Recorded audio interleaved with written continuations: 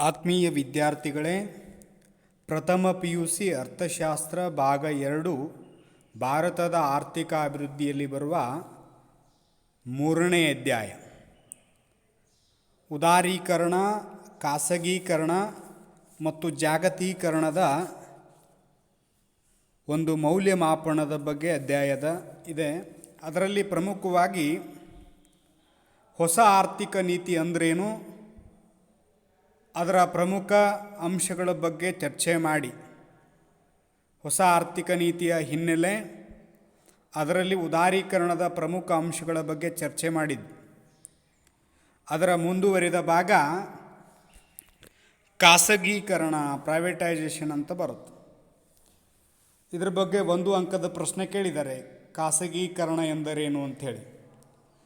ಆರ್ಥಿಕತೆಯ ಕಾರ್ಯಾಚರಣೆಯಲ್ಲಿ ಖಾಸಗಿ ಉದ್ಯಮ ಮತ್ತು ಬಂಡವಾಳಕ್ಕೆ ಹೆಚ್ಚಿನ ಪ್ರಾಶಸ್ತ್ಯವನ್ನು ನೀಡುವುದನ್ನು ಖಾಸಗೀಕರಣ ಅಂಥೇಳಿ ಕರೀತೀವಿ. ಇನ್ನೊಂದು ರೀತಿ ಹೇಳೋದಾದರೆ, ಸರ್ಕಾರದ ಒಡೆತನ ಮತ್ತು ಆಡಳಿತಕ್ಕೆ ಒಳಪಟ್ಟಿರುವ ಉದ್ಯಮ ಸಂಸ್ಥೆಗಳನ್ನು ಖಾಸಗಿಯವರಿಗೆ ಬಿಟ್ಟುಕೊಡುವುದನ್ನು ಸಹ ಏನಂತ ಕರಿತೀವಿ, ನಾವು ಖಾಸಗೀಕರಣ ಅಂಥೇಳಿ ಕರಿತೀವಿ. ಆ ನಿಟ್ಟಿನೊಳಗೆ ಸಾರ್ವಜನಿಕ ವಲಯದ ಕಂಪನಿಗಳ ಒಡೆತನ ಮತ್ತು ನಿರ್ವಹಣೆಯಿಂದ ಸರ್ಕಾರ ಹೊರ ಹೋಗುವುದನ್ನು ಅಥವಾ ಸಾರ್ವಜನಿಕ ವಲಯದ ಕಂಪನಿಗಳನ್ನು ಸಾರಾಸಗಟು ಮಾರಾಟ ಮಾಡುವುದನ್ನು ಇದರೊಳಗೆ ನಾವು ನೋಡ್ತೀವಿ. ಅಂದರೆ ಇಲ್ಲಿ ಹೂಡಿಕೆ ಹಿಂತೆಗೆತ ಅನ್ನುವಂಥದ್ದು ಬರುತ್ತೆ. ಹೂಡಿಕೆ ಹಿಂತೆಗೆತ ಅಂತಂದರೆ ಸಾರ್ವಜನಿಕ ವಲಯದ ಉದ್ದಿಮೆ ಸಂಸ್ಥೆಗಳ ಇಕ್ವಿಟಿ ಸೇರಿನ ಒಂದು ಭಾಗವನ್ನು ಸಾರ್ವಜನಿಕರಿಗೆ ಮಾರಾಟ ಮಾಡುವುದನ್ನು ಹೂಡಿಕೆಯ ಹಿಂತೆಗೆತ. ಅಂದರೆ ಸಾರ್ವಜನಿಕ ವಲಯದ ಉದ್ದಿಮೆ ಸಂಸ್ಥೆಗಳ ಇಕ್ವಿಟಿ ಸೇರಿನ ಒಂದು ಭಾಗವನ್ನು ಸಾರ್ವಜನಿಕರಿಗೆ ಮಾರಾಟ ಮಾಡುವುದನ್ನು ಹೂಡಿಕೆಯ ಹಿಂತೆಗೆತ ಅಂತ ಕರಿತೀವಿ. ಆ ಮೂಲಕ ಸರ್ಕಾರ ಈ ಪ್ರಕಾರ ಉದ್ದೇಶವು ಹಣಕಾಸಿನ ಶಿಸ್ತನ್ನು ತರ್ತಕ್ಕಂಥದ್ದು, ಆಧುನಿಕ ಸೌಲಭ್ಯಗಳನ್ನು ಒದಗಿಸ್ತಕ್ಕಂಥದ್ದು, ಸಾರ್ವಜನಿಕ ವಲಯದ ಘಟಕಗಳ ಕಾರ್ಯವೈಖರಿಯನ್ನು ಸುಧಾರಿಸಲು ಖಾಸಗಿ ಬಂಡವಾಳ ಮತ್ತು ನಿರ್ವಹಣಾ ಸಾಮರ್ಥ್ಯವನ್ನು ಪರಿಣಾಮಕಾರಿಯಾಗಿ ಬಳಸಿಕೊಳ್ಳಬಹುದೆಂದು ಕೂಡ ಚಿಂತನೆಯಾಗಿತ್ತು. ಈ ಮೂಲಕ ವಿದೇಶಿ ನೇರ ಬಂಡವಾಳ ಹೂಡಿಕೆ FDI ಅಂತ ಬರುತ್ತೆ, ಫಾರಿನ್ ಡೈರೆಕ್ಟ್ ಇನ್ವೆಸ್ಟ್ಮೆಂಟ್ ಅಂತ ಕರಿತೀವಿ ನಾವು. ಅಂದರೆ ಬೇರೆ ರಾಷ್ಟ್ರದ ನಮ್ಮಲ್ಲಿ ಬಂದು ಬಂಡವಾಳವನ್ನು ಹೂಡುವುದರ ಮೂಲಕ ಉತ್ಪಾದನಾ ಚಟುವಟಿಕೆಯಲ್ಲಿ ತೊಡಗುವಂತಹ ಪ್ರಕ್ರಿಯೆ ಇದೆಲ್ಲ, ಅದು ವಿದೇಶಿ ನೇರ ಬಂಡವಾಳ ಹೂಡಿಕೆ ಅಂತ ಕರಿತೀವಿ. ಇಲ್ಲಿ ಖಾಸಗೀಕರಣಕ್ಕೆ ಉತ್ತೇಜನವನ್ನು ನೀಡೋದ್ರ ಮೂಲಕ ವಿದೇಶಿ ನೇರ ಬಂಡವಾಳ ಹರಿವಿಗೆ ಅವಕಾಶವನ್ನು ಮಾಡಿಕೊಡ್ತು ಅನ್ನುವಂಥ ಅಂಶವನ್ನು ನಾವು ತಿಳ್ಕೊಬೇಕು. ಆ ಮೂಲಕ ಇಲ್ಲಿ ಸಾರ್ವಜನಿಕ ವಲಯದ ಘಟಕ, ಪಬ್ಲಿಕ್ ಸರ್ವಿಸ್ ಯೂನಿಟ್ ಅಂತ ಸಾರ್ವಜನಿಕ ವಲಯದ ಘಟಕಗಳಿಗೆ ಆಡಳಿತಾತ್ಮಕ ನಿರ್ಧಾರಗಳನ್ನು ತೆಗೆದುಕೊಳ್ಳಲಿಕ್ಕೆ ಸ್ವಾಯತ್ತತೆಯನ್ನು ನೀಡತಕ್ಕಂಥದ್ದು, ಜೊತೆಗೆ ಆಡಳಿತದಲ್ಲಿ ದಕ್ಷತೆಯನ್ನು ಸುಧಾರಿಸುವ ಪ್ರಯತ್ನ ಮಾಡತಕ್ಕಂಥದ್ದನ್ನು ನಾವು ಕಾಣ್ತೀವಿ. ಆಡಳಿತದಲ್ಲಿ ದಕ್ಷತೆಯನ್ನು ಸುಧಾರಣೆ ಮಾಡುವ ನಿಟ್ಟಿನೊಳಗೆ ಇಲ್ಲಿ ಉದ್ಯಮಗಳನ್ನು ಮಹಾರತ್ನ, ನವರತ್ನ, ಮಿನಿರತ್ನ ಅಂತ ಹೇಳಿ 3 ರೀತಿಯ ಸ್ಥಾನಮಾನಗಳನ್ನು ನೀಡೋದ್ರ ಮೂಲಕ ಅವುಗಳನ್ನು ವಿಭಜನೆ ಮಾಡ್ತಾರೆ. ಅದರಲ್ಲಿರ್ತಕ್ಕಂಥದ್ದು ಮಹಾರತ್ನಗಳಂಥೇಳಿ ಕೆಲವು ಉದ್ಯಮಗಳನ್ನು ಮೀಸಲಿಡ್ತಾರೆ. ಅದರಲ್ಲಿ ಇಂಡಿಯನ್ ಆಯಿಲ್ ಕಾರ್ಪೊರೇಷನ್ ಲಿಮಿಟೆಡ್ ಅಂತ ಬರುತ್ತೆ, ಸ್ಟೀಲ್ ಅಥಾರಿಟಿ ಆಫ್ ಲಿಮಿಟೆಡ್ ಅಂತ ಇಂಡಿಯಾ ಲಿಮಿಟೆಡ್ ಅಂತ ಬರುತ್ತೆ. ಇವುಗಳನ್ನು ಮಹಾರತ್ನ ಉದ್ಯಮಗಳು ಅಂಥೇಳಿ ನಾವು ಕರಿತೀವಿ. ಇನ್ನು ನವರತ್ನ ಉದ್ಯಮಗಳು, ನವರತ್ನ ಅಂಥೇಳಿ ಅದನ್ನು ಆಡಳಿತ ಸುಧಾರಣೆಗಾಗಿ ಈ ರೀತಿ ವಿಭಾಗಗಳನ್ನ ಮಾಡ್ಕೊಳ್ತಾರೆ. ನವರತ್ನಗಳು ಅಂತಂದರೆ ಹಿಂದೂಸ್ತಾನ್ ಏರೋನಾಟಿಕಲ್ ಲಿಮಿಟೆಡ್ ಅಂತ ಕರಿತೀವಿ. ಇನ್ನು ಇದರೊಳಗೆ ನವರತ್ನದೊಳಗೆ ಮತ್ತೊಂದು ಅಂತಂದರೆ ಮಹಾನಗರ ದೂರವಾಣಿ ನಿಗಮ ಲಿಮಿಟೆಡ್. ಈ ರೀತಿ 2 ಅಂಶಗಳನ್ನು ನಾವು ಇದರಲ್ಲಿ ಕಾಣ್ತೀವಿ. ಇನ್ನು ಮಿನಿರತ್ನ ಅಂಥೇಳಿ ಮತ್ತೆ 3 ವಿಭಾಗಗಳನ್ನ ಮಾಡಿಕೊಂಡ್ರು. ಅದರಲ್ಲಿ ಭಾರತ ಸಂಚಾರ ನಿಗಮ ಲಿಮಿಟೆಡ್ ಅಂತ ಬರುತ್ತೆ, airport authority of India limited ಅಂತ ಬರುತ್ತೆ, Indian railway catering and tourism corporation limited ಅಂಥೇಳಿ ನಾವು ಈ ರೀತಿ 3 ವಲಯಗಳಲ್ಲಿ ವಿಭಾಗಗಳನ್ನು ಮಾಡಿಕೊಳ್ಳುವುದ್ರ ಮೂಲಕ ಖಾಸಗೀಕರಣದ ಮೂಲಕ ಆಡಳಿತದಲ್ಲಿ ಸುಧಾರಣೆ ತರುವಂಥ ಕೆಲಸಗಳನ್ನು ಮಾಡ್ತು ಅನ್ನುವಂಥ ಅಂಶವನ್ನು ನಾವು ತಿಳ್ಕೊಬೋದು. ಇನ್ನು ಇದರೊಳಗೆ ಜಾಗತೀಕರಣ ಎಂದರೇನು ಅಂಥೇಳಿ 1 ಅಂಕದ ಪ್ರಶ್ನೆ ಕೇಳ್ತಾರೆ.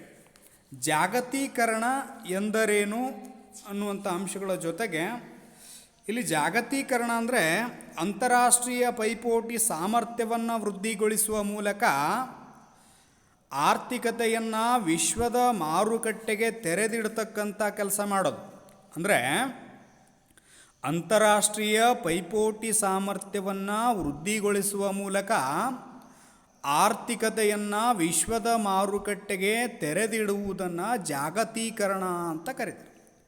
ಅಂದರೆ ಜಾಗತೀಕರಣ ದೇಶದ ಆರ್ಥಿಕತೆಯನ್ನು ಜಗತ್ತಿನ ಆರ್ಥಿಕತೆಯೊಂದಿಗೆ ಜೋಡಿಸ್ತಕ್ಕಂಥದ್ದು. ಅಂದರೆ ಪರಾವಲಂಬನೆ ಮತ್ತು ಸಮನ್ವಯತೆ ವರ್ಗಾವಣೆ ಗುರಿ ಹೊಂದಿರುವ ನೀತಿ ವಿಶ್ವವನ್ನು ಪರಸ್ಪರಾವಲಂಬಿಯಾಗಿ ಮಾಡ್ತಕ್ಕಂಥದ್ದು ಅಥವಾ ವಿಶ್ವವನ್ನು ಒಗ್ಗೂಡಿಸ್ತಕ್ಕಂಥದ್ದು ಇದರ ಕೆಲಸ ಆಗಿತ್ತು.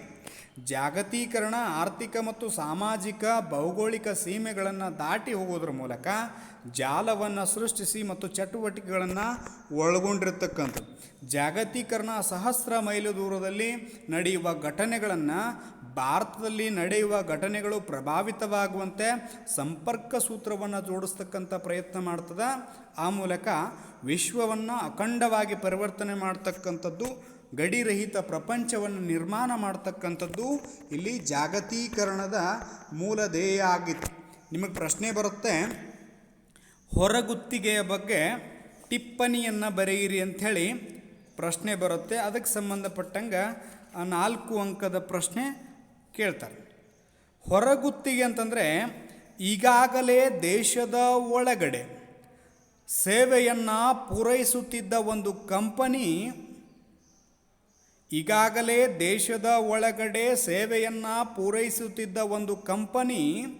ಬಾಹ್ಯ ಮೂಲಗಳಿಂದ, ಅಂದರೆ ಬೇರೆ ರಾಷ್ಟ್ರಗಳಿಂದ ಅರ್ಥ ಆಗುತ್ತೆ, ಬಾಹ್ಯ ಮೂಲಗಳಿಂದ ಅಂದರೆ ಬಹುತೇಕ ಇತರೆ ದೇಶಗಳಿಂದ ನಿಯಮಿತ ಸೇವೆಗಳನ್ನು ಗುತ್ತಿಗೆ ಆಧಾರದಲ್ಲಿ ಬಾಡಿಗೆ ಪಡೆಯುವುದನ್ನು ನಾವೇನಂತ ಕರಿತೀವಿ, ಹೊರಗುತ್ತಿಗೆ ಅಂತ ಕರಿತೀವಿ. ಹೀಗಾಗಿ ಜಾಗತೀಕರಣ ಪ್ರಕ್ರಿಯೆ ಹೊರಗುತ್ತಿಗೆಯಲ್ಲಿ ಒಂದು ಕಂಪನಿಯ ಸೇವೆಯನ್ನು ನಿಯಮಿತ ಬಾಹ್ಯ ಮೂಲಗಳಿಂದ ಎರವಲು ಅಂತಂದರೆ ನಿರ್ದಿಷ್ಟ ಮಟ್ಟದ ಮಟ್ಟಿಗೆ ಕೊಡೋದು. ಆ ಮೂಲಕ ಇಲ್ಲಿ ಈ ಸೇವೆಗಳು ಆಂತರಿಕವಾಗಿ ಅಥವಾ ದೇಶದೊಳಗಿಂದ ಪಡೆಯಲಾಗುತ್ತಿರುತ್ತದೆ. ಉದಾಹರಣೆಗೆ ಕಾನೂನು ಸಲಹೆಗಳಾಗಿರ್ಬೋದು, ಗಣಕ ಸೇವೆಗಳಾಗಿರ್ಬೋದು, ಜಾಹೀರಾತು, ಭದ್ರತೆ ಇತ್ಯಾದಿಗಳನ್ನು ನಾವು ಕಾಣ್ತೀವಿ. ಇಲ್ಲಿ ಹೊರಗುತ್ತಿಗೆಯಿಂದ ಭಾರತದ ಕಂಪನಿಗಳು ಪಡೆಯುತ್ತಿರುವ ಸೇವೆಗಳನ್ನಂತಂದರೆ ಬೇರೆ ಬರ್ತವೆ. ಅಲ್ಲಿ ಪ್ರಶ್ನೆ ಏನು ಕೇಳ್ತಾರೆ, 2 ಅಂಕದ ಪ್ರಶ್ನೆ ಒಳಗೆ ಹೊರಗುತ್ತಿಗೆಯ ಸೇವೆಗಳೇ ಯಾವುವು ಅಂತ ಕೇಳ್ತಾರೆ. ಆವಾಗ ಇಲ್ಲಿ ಧ್ವನಿ ಆಧಾರಿತ ವ್ಯವಹಾರ ಪ್ರಕ್ರಿಯೆಗಳು, ಆಮೇಲೆ ವಿವಿಧ ಸಂಸ್ಥೆಗಳ ದಾಖಲೆಗಳ ರಕ್ಷಣೆ ಮತ್ತು ಲೆಕ್ಕಗಳನ್ನು ನಿರ್ವಹಣೆ ಮಾಡತಕ್ಕಂಥದ್ದು, ಬ್ಯಾಂಕಿಂಗ್ ಸೇವೆಗಳು, ಸಂಗೀತ ರೆಕಾರ್ಡ್ ಮಾಡುವುದು, ಸಿನಿಮಾ ಸಂಕಲನ, ಪುಸ್ತಕ ನಕಲು, ವೈದ್ಯಕೀಯ ಸಲಹೆ ಅಥವಾ ಬೋಧನೆಯನ್ನು ಸಹ ಮುಂದುವರೆದ ದೇಶದಲ್ಲಿನ ಕಂಪನಿಗಳು ಹೊರಗುತ್ತಿಗೆ ನೀಡುತ್ತವೆ. ಹೊರಗುತ್ತಿಗೆ ಸೇವೆಗಳು ಯಾವುವು ಅಂದರೆ ಇವತ್ತನ್ನು ಬರಿಬೇಕು. ಯಾವ ಅಂತಂದರೆ ಧ್ವನಿ ಆಧಾರಿತ ವ್ಯವಹಾರ ಪ್ರಕ್ರಿಯೆಗಳು, ಯಾವುದೇ ವಿವಿಧ ಸಂಸ್ಥೆಗಳ ದಾಖಲೆಗಳ ರಕ್ಷಣೆ, ಲೆಕ್ಕ ನಿರ್ವಹಣೆ, ಬ್ಯಾಂಕಿಂಗ್ ಸೇವೆಗಳು, ಸಂಗೀತ ರೆಕಾರ್ಡ್ ಮಾಡುವುದು, ಸಿನಿಮಾ ಸಂಕಲನ, ವೈದ್ಯಕೀಯ ಸಲಹೆ, ಬೋಧನೆ ಮುಂತಾದವುಗಳನ್ನು ಹೊರಗುತ್ತಿಗೆ ಸೇವೆಗಳು ಅಂಥೇಳಿ ನಾವು ಕರಿತೀವಿ. ಆ ಮೂಲಕ ದೂರ ಸಂಪರ್ಕ ವ್ಯವಸ್ಥೆಯ ಸಹಾಯದಿಂದ ಪಠ್ಯಧ್ವನಿ ದೃಶ್ಯ ದತ್ತಾಂಶಗಳನ್ನೊಳಗೊಂಡ ಈ ಸೇವೆಗಳನ್ನು ಡಿಜಿಟಲೀಕರಣ ಅಥವಾ ಗಣಕೀಕರಣ ಮಾಡಿ ಖಂಡ ಮತ್ತು ದೇಶದ ಎಲ್ಲಾಚೆ ಪ್ರಸಾರ ಮಾಡ್ತದೆ. ಆ ಮೂಲಕ ಬಹುತೇಕ ಬಹುರಾಷ್ಟ್ರೀಯ ಕಂಪನಿಗಳು ಮತ್ತು ಸರ್ಕಾರಿ ಕಂಪನಿಗಳು ಸಕಾರಣವಾದ ಕೌಶಲ್ಯತೆ, ಕಡಿಮೆ ವೆಚ್ಚದಲ್ಲಿ ಭಾರಿ ಅಂದರೆ ಇಲ್ಲಿ ಇದರಿಂದ ಆಗ್ತಕ್ಕಂತಹ ಹೊರಗುತ್ತಿಗೆ ಹೆಚ್ಚಾಗಲಿಕ್ಕೆ ಕಾರಣಗಳು ನೋಡೋದಾದರೆ ಭಾರತ ಉತ್ತಮ ಕೌಶಲ್ಯ ಮತ್ತು ಖಚಿತ ಸೇವೆಯನ್ನು ದೊರೆಯುತ್ತಿರುವುದರಿಂದ, ಭಾರತದಲ್ಲಿ ಸೇವೆಗಳು ಕಡಿಮೆ ವೆಚ್ಚದಲ್ಲಿ ದೊರೀತಾ ಇರುವುದರಿಂದ, ಜೊತೆಗೆ ಭಾರತಕ್ಕೆ ಕಡಿಮೆ ವೇತನ ಮತ್ತು ಕೌಶಲ್ಯಪೂರಿತವಾಗಿರ್ತಕ್ಕಂಥ ಮಾನವ ಶಕ್ತಿ ಲಭ್ಯವಾಗೋದ್ರಿಂದ ಭಾರತಕ್ಕೆ ಹೊರಗುತ್ತಿಗೆಯ ಪ್ರಮಾಣ ಏನು ಹಾಕೋದು ಬಂದದಂತಂದ್ರೆ ಹೆಚ್ಚಾಗ್ತಾ ಬಂದಿದೆ ಅನ್ನುವಂಥ ಅಂಶವನ್ನು ನಾವು ತಿಳ್ಕೊಬೇಕು. ಅದರ ಜೊತೆಗೆ ಭಾರತೀಯರಲ್ಲಿ ಇಂಗ್ಲೀಷ್ನ ಪ್ರಾವೀಣ್ಯತೆಯೂ ಸಹಿತ ಹೊರಗುತ್ತಿಗೆ ಹೆಚ್ಚಾಗಲಿಕ್ಕೆ ಕಾರಣ ಅಂಥೇಳಿ ನಾವು ಹೇಳ್ಬೋದು. ಇನ್ನು ಹೊರಗುತ್ತಿಗೆಯಿಂದ ಆಗ್ತಕ್ಕಂತಹ ಅನುಕೂಲತೆಗಳನ್ನು ನಾವು ನೋಡೋದಾದರೆ ಇಲ್ಲಿ ಹೊರಗುತ್ತಿಗೆಯಿಂದ ಹಲವು ಅನುಕೂಲತೆಗಳು ನಾವು ಕಾಣ್ತೇವೆ. ಅಂದರೆ ದೇಶದ ಜನರಿಗೆ ನಮ್ಮಲ್ಲಿ ಏನಾಗುತ್ತಪ್ಪ ಅಂದರೆ ಉದ್ಯೋಗ ಅವಕಾಶಗಳು ದೊರೀತವೆ, ದೇಶದ ಆರ್ಥಿಕ ಪ್ರಗತಿ ಹೆಚ್ಚಾಗುತ್ತೆ, ಜೊತೆಗೆ ದೇಶದ ಜನರ ಆದಾಯದಲ್ಲಿ ವೃದ್ಧಿಯಾಗುತ್ತೆ, ಸರ್ಕಾರಕ್ಕೆ ತೆರಿಗೆಗಳ ಮೂಲಕ ಆದಾಯ ಸಂಗ್ರಹವಾಗ್ತಕ್ಕಂಥ ಪ್ರಮಾಣದಲ್ಲಿ ವೃದ್ಧಿಯಾಗುತ್ತೆ, ದೇಶದಲ್ಲಿ ಮೂಲಭೂತ ಸೌಕರ್ಯಗಳು ಅಭಿವೃದ್ಧಿ ಆಗ್ತವೆ, ಜೊತೆಗೆ ITBT ಅಂತಹ ಸಾಧನೆ ಅಮೆರಿಕ, ಜಪಾನ್ ಮುಂತಾದ ದೇಶಗಳಿಗೆ ಸಿಗುತ್ತಿರುವ ಹೊರಗುತ್ತಿಗೆ ಕಾರಣವಾಗಿದ್ದು ಭಾರತ ವಿದೇಶಿ ಕಂಪನಿಗಳನ್ನೇನು ಮಾಡ್ತಾ ಹೋಗುತ್ತಂತಂದರೆ ಆಕರ್ಷಣೆಗೊಳಪಡಿಸುತ್ತೆ ಅನ್ನುವಂಥ ಅಂಶವನ್ನು ನಾವು ಕಾಣ್ತೀವಿ. ಈ ರೀತಿ ಹೊರಗುತ್ತಿಗೆ ಬಗ್ಗೆ ಟಿಪ್ಪಣಿ ಬರೀರಿ ಅಂದರೆ ಇಷ್ಟೆಲ್ಲ ಅಂಶಗಳನ್ನು ನೀವು ಕವರ್ ಮಾಡಿಕೊಂಡ್ರೆ 4 ಅಂಕಗಳನ್ನು ನಾವು ಪಡ್ಕೋಬಹುದು ಅನ್ನೋಂಥ ಅಂಶವನ್ನು ತಿಳ್ಕೊಂಡಿವಿ. ಅದರ ಜೊತೆಗೆ ನಮಗೆ ಇನ್ನೊಂದು 4 ಅಂಕದ ಪ್ರಶ್ನೆ, ವಿಶ್ವ ವ್ಯಾಪಾರ ಸಂಘಟನೆ ಎನ್ನ ಕುರಿತು ಟಿಪ್ಪಣಿ ಬರೆಯಿರಿ ಅಂಥೇಳಿ ಪ್ರಶ್ನೆ ಬರುತ್ತೆ. 4 ಅಂಕದ ಪ್ರಶ್ನೆ ಬರುತ್ತೆ. ಆವಾಗ ಅದರ ಜೊತೆಗೆ ಗ್ಯಾಟ್ GATT ಅಂತಿದೆ, ಗ್ಯಾಟ್ ವಿಸ್ತೃತ ರೂಪವನ್ನು ಬರೆಯಿರಿ ಅಂತಲೂ 1 ಅಂಕದ ಪ್ರಶ್ನೆಯನ್ನು ಕೇಳಿದ್ದಾರೆ. ಆ ಮೂಲಕ ಗ್ಯಾಟ್ ಅಂತಂದರೆ ಇಲ್ಲಿ ನೋಡಿ, ವಿಶ್ವ ವ್ಯಾಪಾರ ಸಂಘಟನೆ ಅಸ್ತಿತ್ವಕ್ಕೆ ಬರುವುದಕ್ಕಿಂತ ಪೂರ್ವದೊಳಗೆ ಗ್ಯಾಟ್ ಅನ್ನುವಂಥದ್ದು ಅಸ್ತಿತ್ವದಲ್ಲಿ ಇತ್ತು. ಗ್ಯಾಟ್ ಅಂತಂದರೆ ಸುಂಕಗಳು ಮತ್ತು ವ್ಯಾಪಾರದ ಮೇಲಿನ ಸಾಮಾನ್ಯ ಒಪ್ಪಂದ ಅಂತ ಕರೀತೀವಿ, ಅಥವಾ ವ್ಯಾಪಾರ ಮತ್ತು ಸುಂಕದ ಮೇಲಿನ ಸಾಮಾನ್ಯ ಒಪ್ಪಂದ ಅಂತಲೂ ಇದಕ್ಕೆ ಕರೀತೀವಿ. ಈ ರೀತಿ ಬರೆದ್ರೆ 1 ಅಂಕ ಸಿಗುತ್ತೆ. ಇದಕ್ಕೆ general agreement on trade and tariff ಅಂತಲೂ ಬರೀವಿ. ಇಲ್ಲಿ ಗ್ಯಾಟ್ ಅನ್ನುವಂಥದ್ದು ಅಸ್ತಿತ್ವದಲ್ಲಿತ್ತು. ಈ ಸಂಸ್ಥೆ ಅನ್ನುವಂಥದ್ದು, ಗ್ಯಾಟ್ ಅನ್ನುವಂಥ ಒಂದು ಸಂಸ್ಥೆ 1948ರಲ್ಲಿ ಸ್ಥಾಪನೆಯಾಗಿತ್ತು. ಇದು ಸರಕುಗಳ ವ್ಯಾಪಾರಕ್ಕೆ ಸಂಬಂಧಿಸಿದ ಒಂದು ಬಹುಪಕ್ಷೀಯ ಒಪ್ಪಂದ ಆಗಿತ್ತು. ಆ ಮೂಲಕ ಗ್ಯಾಟ್ನ ಉತ್ತರಾಧಿಕಾರಿ ಸಂಸ್ಥೆಯಾಗಿ ಯಾವುದು ಬಂತಪ್ಪ ಅಂತಂದರೆ WTO. ಇದಕ್ಕೆ ವಿಶ್ವ ವ್ಯಾಪಾರ ಸಂಘಟನೆ ಅಥವಾ ವರ್ಲ್ಡ್ ಟ್ರೇಡ್ ಆರ್ಗನೈಜೇಷನ್ ಅಂತ ಕರೀತೀವಿ. ಇದು 1995ರ ಜನವರಿ 1ರಂದು ಅಸ್ತಿತ್ವಕ್ಕೆ ತರಲಾಗತ್ತೆ. ಇದು ಸದ್ಯದ ಅವಧಿಯೊಳಗೆ ಸುಮಾರು 149 ರಾಷ್ಟ್ರಗಳು ಈ ಸಂಘಟನೆಯ ಸದಸ್ಯರಾಗಿದ್ದಾರೆ ಅಂಥೇಳಿ ನಾವು ಹೇಳ್ಬೋದು. ಇಲ್ಲಿ 1948ರೊಳಗೆ ಮೊದಲಿಗೆ ಪ್ರಾರಂಭದೊಳಗೆ 23 ರಾಷ್ಟ್ರಗಳೊಂದಿಗೆ ಪ್ರಾರಂಭವಾಗಿರ್ತಕ್ಕಂತಹ ಗ್ಯಾಟ್ ವಿಶ್ವ ವ್ಯಾಪಾರ ಸಂಘಟನೆಯಾಗಿ ಅದರ ಉತ್ತರಾಧಿಕಾರಿಯಾಗಿ ವಿಶ್ವ ವ್ಯಾಪಾರ ಸಂಘಟನೆ ಆದಮೇಲೆ 1995 ಜನವರಿ 1ರಂದು ಅಸ್ತಿತ್ವಕ್ಕೆ ಬಂತಲ್ಲ, ಆವಾಗಿನಿಂದ ಈ ಸದ್ಯದ ಅವಧಿಯೊಳಗೆ ಸುಮಾರು 149 ರಾಷ್ಟ್ರಗಳು ಸಂಘಟನೆಯ ಸದಸ್ಯ ರಾಷ್ಟ್ರಗಳಾಗಿ ಕಾರ್ಯವನ್ನು ನಿರ್ವಹಿಸ್ತಾ ಇದ್ದಾವೆ. ಆ ಮೂಲಕ ದೇಶಗಳು ವ್ಯಾಪಾರದ ಮೇಲೆ ನಿರಂಕುಶತೆಯನ್ನು ತಡೆದುಹಾಕ್ತಕ್ಕಂಥದ್ದು. ಆ ಮೂಲಕ ವಿಶ್ವ ವ್ಯಾಪಾರ ಸಂಘಟನೆ ಅನೇಕ ಉದ್ದೇಶಗಳೊಂದಿಗೆ ಏನು ಮಾಡ್ತಪ್ಪ ಅಂದ್ರೆ ಕಾರ್ಯಾರಂಭವನ್ನು ಮಾಡ್ತು. ಇಲ್ಲಿ ವಿಶ್ವ ವ್ಯಾಪಾರ ಸಂಘಟನೆ ದೇಶಗಳು ವ್ಯಾಪಾರದ ಮೇಲೆ ನಿರಂಕುಶ ತಡೆಗಳನ್ನು ಹಾಕದಂತೆ ಒಂದು ನಿಯಮಾಧಾರಿತ ವ್ಯಾಪಾರದ ಆಳ್ವಿಕೆಯ ಸ್ಥಾಪನೆಯನ್ನು WTO ಮಾಡುವ ಗುರಿಯನ್ನು ಹೊಂದಿರತಕ್ಕಂಥದ್ದನ್ನು ನಾವು ಕಾಣ್ತೀವಿ. ಆ ಮೂಲಕ ವಿಶ್ವದ ಸಂಪನ್ಮೂಲಗಳನ್ನು ಸಮರ್ಥವಾಗಿ ಬಳಸಿಕೊಂಡು ಆ ಮೂಲಕ ಉತ್ಪಾದನೆ ವ್ಯಾಪಾರದ ವಿಸ್ತರಣೆ ಮಾಡುವ ಉದ್ದೇಶವನ್ನು ಆ ಮೂಲಕ ಜಾಗತಿಕ ಸಂಪನ್ಮೂಲಗಳನ್ನು ಆದರ್ಶವಾಗಿ ಬಳಸ್ತಕ್ಕಂಥದ್ದು. ಅಂದರೆ ವಿಶ್ವದ ಸಂಪನ್ಮೂಲಗಳನ್ನು ಸಮರ್ಥವಾಗಿ ಬಳಸ್ಕೊಂಡು ಆ ಮೂಲಕ ಉತ್ಪಾದನೆ ವ್ಯಾಪಾರವನ್ನು ವಿಸ್ತರಣೆ ಮಾಡ್ತಕ್ಕಂತಹ ಗುರಿಯನ್ನು ಇಟ್ಕೊಂಡಿತ್ತು. ಜೊತೆಗೆ ವಿಶ್ವ ವ್ಯಾಪಾರ ಸಂಘಟನೆ ಅನ್ನುವಂಥದ್ದು ಹಿತಕರ ಮತ್ತು ನಿಷ್ಪಕ್ಷಪಾತವಾಗಿ ಏನು ಸದಸ್ಯ ರಾಷ್ಟ್ರಗಳಿದ್ದುವಲ್ಲ, ಆ ಸದಸ್ಯ ರಾಷ್ಟ್ರಗಳಿಗೆ ಯಾವುದೇ ಪಕ್ಷಪಾತವನ್ನು ಮಾಡದೆ ಹಿತಕರವಾದ ವಾತಾವರಣವನ್ನು ಸೃಷ್ಟಿ ಮಾಡೋದ್ರ ಮೂಲಕ ತನ್ನ ಸದಸ್ಯ ರಾಷ್ಟ್ರಗಳ ಹಿತವನ್ನು ಬಯಸುವುದರ ಜೊತೆಗೆ ಅವುಗಳ ಬೆಳವಣಿಗೆ ಮತ್ತು ಉತ್ತೇಜನ ನೀಡುವಂಥ ಗುರಿಯನ್ನು ಹೊಂದಿತ್ತು ಅನ್ನುವಂಥ ಅಂಶವನ್ನು ನಾವು ತಿಳ್ಕೋಬೇಕು. ಆ ರೀತಿ ಉತ್ತಮವಾದ ಅವಕಾಶಗಳನ್ನು ಒದಗಿಸ್ತಕ್ಕಂಥ ಕೆಲಸವನ್ನು WTO ಮಾಡುತ್ತೆ. ಹಿಂಗೆ ವಿಶ್ವ ವ್ಯಾಪಾರ ಸಂಘಟನೆ ಒಂದು ಮಹತ್ವಪೂರ್ಣ ಸದಸ್ಯನಾಗಿ ಭಾರತ ಅಭಿವೃದ್ಧಿಶೀಲ ರಾಷ್ಟ್ರಗಳ ಹಿತರಕ್ಷಣೆಗಾಗಿ ನ್ಯಾಯಪೂರ್ವ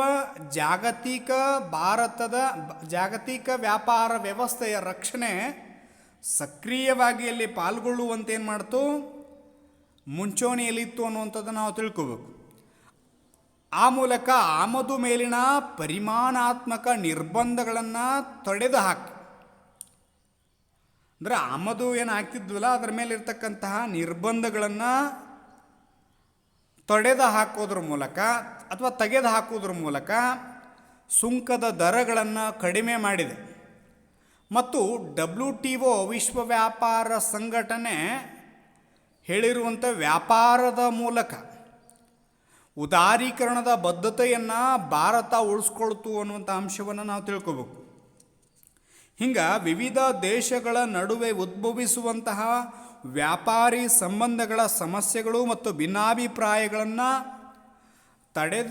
ತೆಗೆದುಹಾಕುವುದರ ಮೂಲಕ ಅಂತಾರಾಷ್ಟ್ರೀಯ ವ್ಯಾಪಾರದಲ್ಲಿ ತೆರಿಗೆಗಳು ಮತ್ತು ಇತರೆ ಅಡೆತಡೆಗಳನ್ನು ಗಣನೀಯವಾಗಿ ಕಡಿಮೆ ಮಾಡೋದ್ರ ಮೂಲಕ ತನ್ನ ಸದಸ್ಯ ರಾಷ್ಟ್ರಗಳ ಹಿತಾಸಕ್ತಿಯನ್ನು ಕಾಪಾಡುವ ನಿಟ್ಟಿನೊಳಗೆ ವಿಶ್ವ ವ್ಯಾಪಾರ ಸಂಘಟನೆ ಎನ್ನುವಂಥದ್ದು ಪ್ರಮುಖವಾದ ಪಾತ್ರವನ್ನು ವಹಿಸ್ತು ಅಂಥೇಳಿ ನಾವು ತಿಳ್ಕೊಳ್ತೀವಿ. ಆ ಮೂಲಕ ಅಂತಾರಾಷ್ಟ್ರೀಯ ವ್ಯಾಪಾರ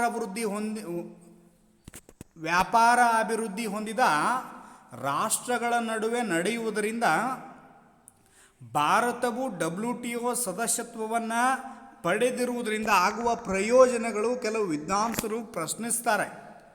ಆ ಮೂಲಕ ಅಭಿವೃದ್ಧಿ ಹೊಂದಿದ ದೇಶಗಳು ಕೃಷಿಗೆ ಸಹಾಯಧನದ ವಿರುದ್ಧ ಆಪಾದನೆ ಮಾಡುತ್ತಿರುವ ಅಭಿವೃದ್ಧಿ ಹೊಂದುತ್ತಿರುವ ದೇಶಗಳು ಅಭಿವೃದ್ಧಿ ಹೊಂದಿದ ದೇಶಗಳಿಗಾಗಿ ತಮ್ಮ ಮಾರುಕಟ್ಟೆಯನ್ನು ತೆರೆದಿಡಲಿಕ್ಕೆ ಒತ್ತಾಯಿಸ್ತವೆ. ಉದಾರೀಕರಣ ಅಂದರೆ ವಿಶ್ವವನ್ನು ಒಂದು ಮಾರುಕಟ್ಟೆಯಾಗಿ ಪರಿವರ್ತನೆ ಮಾಡೋದು ಅನ್ನುವಂಥ ಅಂಶ. ಜಾಗತೀಕರಣ ಅಂತ ಅಂದರೆ ವಿಶ್ವವನ್ನೇ ಒಂದು ಮಾರುಕಟ್ಟೆಯಾಗಿ ಪರಿವರ್ತನೆ ಮಾಡ್ತಕ್ಕಂಥದ್ದು. ಉದಾರೀಕರಣ ನಿರ್ಬಂಧಗಳನ್ನು ತೊಡೆದು ಹಾಕುವಂಥ ನಿಟ್ಟಿನೊಳಗಿತ್ತು. ಹಾಗಾಗಿ ಉದಾರೀಕರಣದ ತತ್ವಗಳ ಪಾಲನೆಯ ಜೊತೆಗೆ ಇಲ್ಲೇನಾಯ್ತಪ್ಪ ಅಂತಂದ್ರೆ ಅಭಿವೃದ್ಧಿ ಹೊಂದಿದ ದೇಶಗಳಿಗಾಗಿ ತಮ್ಮ ಮಾರುಕಟ್ಟೆಯನ್ನು ತೆರೆದಿಡಲಿಕ್ಕೆ ಒತ್ತಾಯಿಸ್ತವೆ. ಆದರೆ ದೇಶಗಳು ಅವರ ಮಾರುಕಟ್ಟೆಯನ್ನು ಪ್ರವೇಶಿಸಲು ಅವಕಾಶವನ್ನು ನೀಡದೆ ಮೋಸ ಮಾಡುತ್ತಿದ್ದಾರೆಂಬ ಭಾವನೆಯನ್ನು ಕೆಲವು ವಿದ್ವಾಂಸರು ವ್ಯಕ್ತಪಡಿಸ್ತಾರೆ. ಅಂದರೆ ಇದೆಲ್ಲ ಒಪ್ಕೊಂಡ್ರೂ ಸಹಿತ ಕೆಲವರು ಏನು ಮಾಡ್ತಾರೆ ಅಂತಂದರೆ ಅದನ್ನು ದುರುಪಯೋಗ ಪಡಿಸ್ಕೊಳ್ತಾರೆ ಅನ್ನುವಂಥದ್ರ ಬಗ್ಗೆ ಕೆಲವು ವಿದ್ವಾಂಸರು ಏನು ಮಾಡ್ತಾರಪ್ಪ ಅಂತಂದ್ರೆ ವಿರೋಧವನ್ನು ವ್ಯಕ್ತಪಡಿಸ್ತಾರೆ. ಇಲ್ಲಿ ಇಷ್ಟು ಪ್ರಶ್ನೆಗಳು ಬರ್ತವೆ. ಇದರಲ್ಲಿ ಪ್ರಶ್ನೆ ಬರ್ತಕ್ಕಂಥದ್ದು ನಾನು ಈಗಾಗಲೇ ಹೇಳಿದ್ದೀನಿ. ಉದಾರೀಕರಣ ಎಂದರೇನು, ಜಾಗತೀಕರಣ ಎಂದರೇನು ಮತ್ತು ಖಾಸಗೀಕರಣ ಎಂದರೇನು, ಇವು ಒಂದು ಅಂಕದ ಪ್ರಶ್ನೆಗಳನ್ನು ಕೇಳಿದ್ದಾರೆ.